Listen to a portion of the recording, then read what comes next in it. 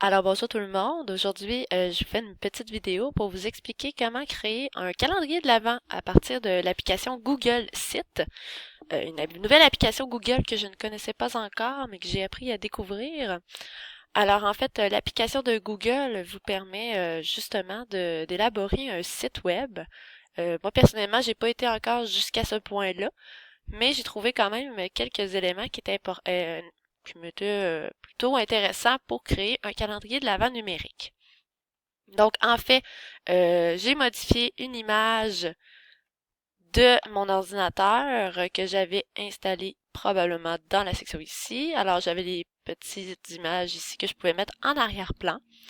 Alors, vous pouvez modifier l'image d'arrière-plan. Vous pouvez également modifier dans la section thème la sorte que vous voulez. Moi, j'ai choisi la vision. Je peux également changer la couleur, en choisir une nouvelle de mon choix. Moi, je suis allée pour le vert étant donné que c'était plus pour la thématique de Noël. Les pages, vous pouvez vous en créer une, probablement des différentes.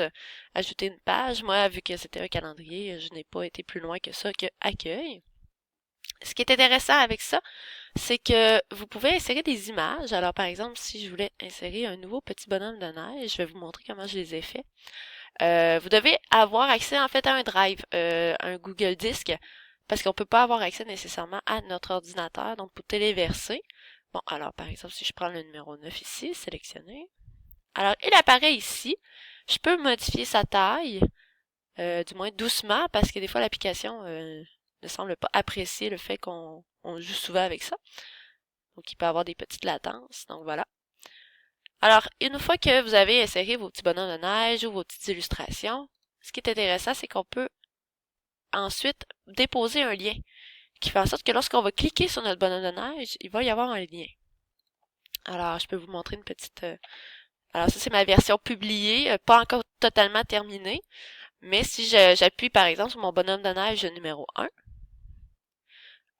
j'apparais en fait sur une page YouTube de Alex Hall, auteur des Agents Jean que mes élèves apprécient. Alors, c'est une petite vidéo que je leur mets. Numéro 4, ce que j'ai fait pour le 4 décembre. Sur mon Google Disc, je me suis créé un document calendrier de l'Avent avec chacune de mes dates. Alors, pour le 4 décembre ici, j'ai déposé un PDF qui montre collation spéciale en PM. Ce que j'ai fait pour y avoir accès, j'ai demandé d'obtenir le lien de partage. Le lien, je l'ai copié et je l'ai collé ici. Mais en fait, si je recommence pour vous donner une idée, j'appuie sur le lien, je copie et voilà, c'est fait. Alors, on fait ça pour chacun de nos bonhommes de neige. Alors, je l'ai fait pour le 5. Alors, si je le refais pour le 6, par exemple, je retourne dans mon disque, calendrier de l'Avent, 6 décembre. Je demande un lien de partage. Je le colle avec la fonction CTRL-C. Je le colle, CTRL-V. Je l'applique. Je publie parce que, oui, c'est important, ça s'enregistre quand même assez facilement, mais toujours mieux de ne pas oublier de publier. Et je vais demander d'afficher le site. Alors, par exemple, j'ai d'ajouter le numéro 6. Si je clique sur mon bonhomme de neige du 6 décembre, il m'apparaît donc le privilège du 6 décembre, bricolage de Noël. Alors, je peux vous montrer également comment j'ai créé les petits bonhommes de neige. Alors, c'est quand même plutôt... c'est du temps, c'est sûr. Mais une fois que c'est fait, ben moi, je le conserve quand même pour un petit bout de temps, là. Alors, sur le logiciel PowerPoint, j'ai été me chercher sur le site de Pixabay, qui est une belle ressource d'images gratuites. Alors, j'avais inscrit bonhomme de neige dans les images vectorielles. C'est des clipart, en fait. J'ai été ici, je l'ai téléchargé. Vous voyez comment c'est assez simple. Alors, moi, il m'apparaît dans mes téléchargements. Et j'ai été me chercher des polices d'écriture également un peu spéciales, donc Kiji Wake Me Up, qui sont sur le site web de Dafont. Alors ici, si j'inscris Kiji, vous allez voir, il va en avoir plusieurs. Kiji, c'est une de mes polices préférées. C'est Kimberly Guess When. Donc vous avez toutes les sortes et vous les téléchargez. Alors par exemple que je voudrais avoir, ah tiens, Red End. Je la télécharge. Là, c'est un fichier zip. Ce qui est important, c'est que vous ayez un logiciel pour l'ouvrir. Vous ouvrez le logiciel ici, installe. Là, moi, il me demande mon mot de passe. Là, ça fait deux choses en même temps. OK.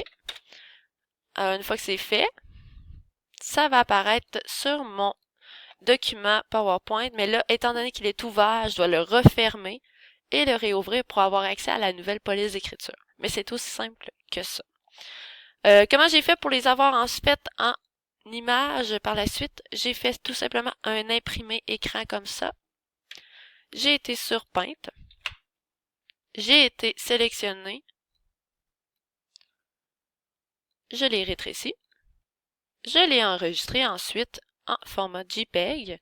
Et là, vous voyez ici, je les ai tous enregistrés selon la date. Une fois que c'est fait, j'appuyais sur CTRL Z pour revenir et je faisais la même chose pour le prochain. Donc, crop.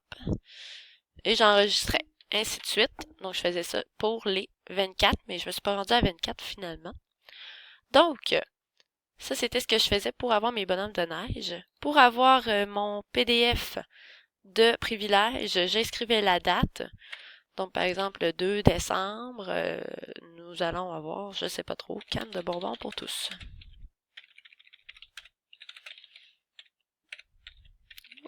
Bonbons pour tous. Alors, je le mettais en rouge, je le centrais et je pouvais travailler ma taille de police pour que les élèves puissent bien voir au tableau. Comme ça. Mon petit lutin vient de Pixabay également. Le fond vient de Pixabay. La police ici, c'est KJ Wake Me Up. Et la grosse forme à l'arrière, c'est encore KJ Flavor and Frames qui, selon certaines polices, certaines lettres, vont créer des formes comme ça. Donc, pour les cartes à tâches et tout ça, là, c'est super intéressant comme police d'écriture. Donc, une fois que c'était fait, j'enregistrais en version PDF, que j'avais fait un dossier sur mon ordinateur. Stage 4, calendrier de l'Avent. Alors qu'ici, j'ai tout mes récompenses en chacune des dates, parce que moi, en fait, ce que je vais devoir faire ensuite, c'est d'aller placer dans chacune de mes dates, dans mon Google Drive, mes PDF. Alors, par exemple, pour le 20 décembre, je sélectionne, il apparaît. Donc, le 20 décembre, nous allons avoir 15 minutes de lecture à soi au retour du dîner. Et là, je fais ça pour chacune des dates. Donc, le 18, c'est fait. Le 19 aussi. Alors, je suis rendu 21. Ici. Voilà. Ça va apparaître bientôt. 22.